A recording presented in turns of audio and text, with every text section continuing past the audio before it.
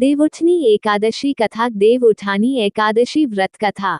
धर्म ग्रंथों में दी गई कथा के अनुसार एक राज्य में एकादशी के दिन प्रजा से लेकर पशु तक कोई भी अन्न नहीं ग्रहण करता था। एक दिन भगवान विष्णु ने राजा की परीक्षा लेने की सोची और सुंदरी भेष बनाकर सड़क किनारे बैठ गए। राजा की भेंट जब सुंदरी से हुई तो उन्होंने उसके यहाँ बैठने का कारण पूछा। स्त्री ने बताया कि वह बेसहारा है।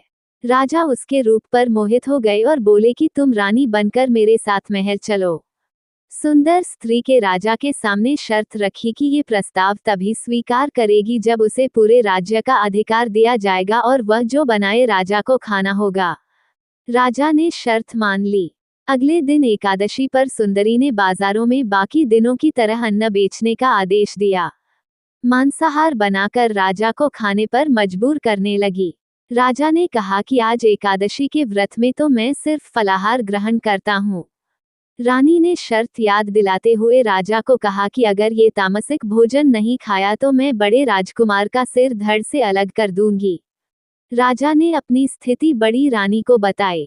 बड़ी महारानी ने राजा से धर्म का पालन करने की बात कही और अपने बेटे का सिर काट देने को मंजूर हो गई। राजा हताश थे और सुंदरी की बात न मानने पर राजकुमार का सिर देने को तैयार हो गए। सुंदरी के रूप में श्रीहरि राजा के धर्म के प्रति समर्पण को देखकर अति प्रसन्न हुए और उन्होंने अपने असली रूप में आकर राजा को दर्शन दिए। विष्णु जी ने राजा को बताया कि तुम मेरी परीक्षा में सफल हुए, कहो क्या वरदान चाहिए। राजा ने इस जीवन के लिए प्रभु का धन्यवाद किया, कहा कि अब मेरा उद्धार कीजिए।